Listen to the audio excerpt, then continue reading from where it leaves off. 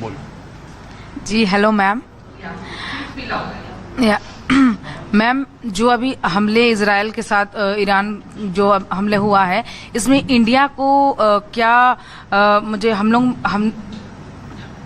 लोग को क्या मतलब हानि हुआ, इससे इंडिया को क्या बेनिफिट होगा या फिर हानि कितना हुआ, और इंडिया को क्या करना चाहिए, क्या एक्शन लेना चाहिए, क्या उस पे इस मुद्दे पे क्या करना चाहिए इंडिया को? देखिए, कभी भी बेनिफिट और लॉस ब्लैक एंड व्हाइट में नहीं होता है। जैसे आपने भी पूछा था, तो मेरे अनुसार शॉर्ट टर्म में चूंकि ऑयल प्राइस, इन चीज़ों का राइज होगा, सिक्योरिटी इशू है हमारे लोगों का, तो वो हमारा कंसर्न है।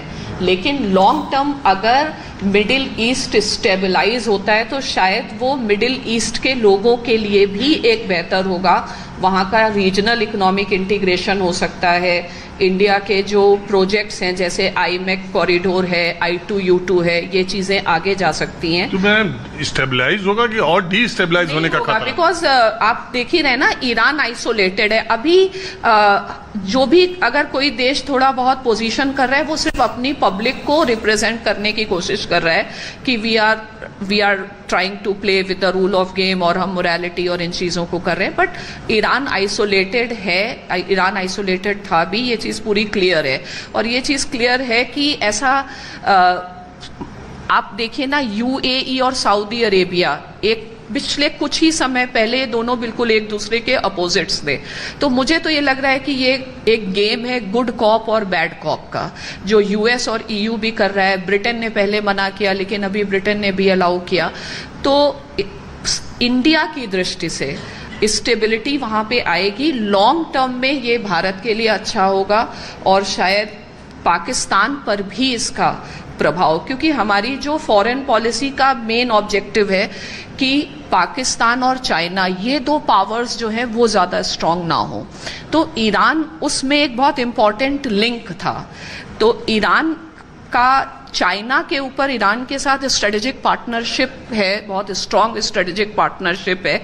इंडिया BRI के बाहर है, तो कई चीज़ों से एक तरीके से अगर चाइना का ये टैक्टिकल लॉस है तो वो भारत के लिए अच्छा है। और किसी का सवाल? हाँ जी,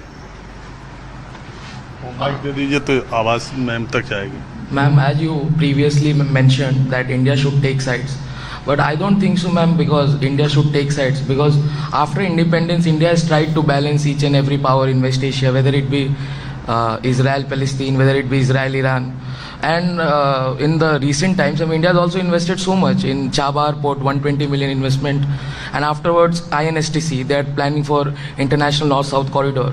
So taking sides with Israel should be tough, ma'am, with Iran relations. I don't think so.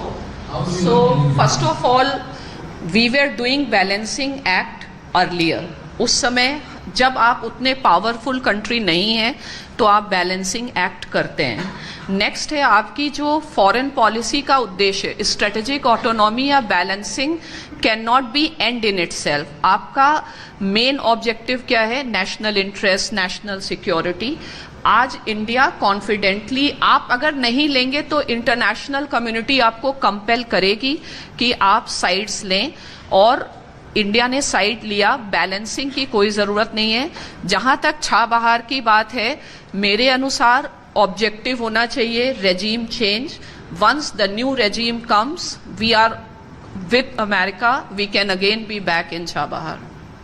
Y do you think we will not be back in Chabahar? अच्छा मैम, ये जो एक लोग ये कह रहे हैं कि ये कौन सी दुनिया का ये व्यवस्था है, वर्ल्ड ऑर्डर है, जिसमें वेनेजुएला के राष्ट्रपति को उसके देश में घुस के गिरफ्तार करके अमेरिका अपने यहाँ ले आ रहा है, और एक राष्ट्रपति को, और एक सुप्रीम लीडर और टॉप लीडरशिप को उसके घर में घुस के मार दे रहा है, और पूरी दुनिया खामोश है। तो ये खौफ है। देखिए, जब लोग प्यार से नहीं मानते तो ऐसे ही मनाना पड़ता है। ठीक है, तो मेरे हिसाब से अमेरिका ने जो किया ये बहुत ज़्यादा ज़रूरी था। आप अमेरिका के नेबर में हैं, लेकिन आप चाइना के साथ आगे बढ़ रहे हैं। मान लीजिए भारत और नेपाल के संबंध में आप कंपेयर करें तो इंडिया नहीं चाहेगा कि नेबरहुड में आप चाइना को प्रायोरिटी देने लग जाएं। तो कभी कभी इट इज़ वेरी इंपॉर्टेंट कि आप पावर को डिस्प्ले करें। इंटरनेशनल पॉलिटिक्स में पावर का डिस्प्ले इंपॉर्टेंट है। भगवान राम ने भी पावर का डिस्प्ले किया जब विनय न मानत जल्दी जड़। तो अगर वेनेजुएला की अप्रोच ही गलत थी और उनको America can not put its internal security under threat for the sake of autonomy of Venezuela. International politics great power games है जिसमें जो स्मॉल पावर्स हैं they have to understand those limits कि वो कहाँ तक स्ट्रेटेजिक ऑटोनॉमी कर सकते हैं।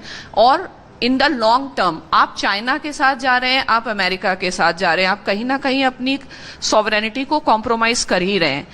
तो वाई नॉट, और आई डोंट थिंक कि अमेरिका शुड हैव टॉलरेटेड। अगर अमेरिका ये सब चीजें टॉलरेट करता तो शायद जो उसका एक सुपर पावर स्टेटस है उस पर और क्वेश्चन पड़ता।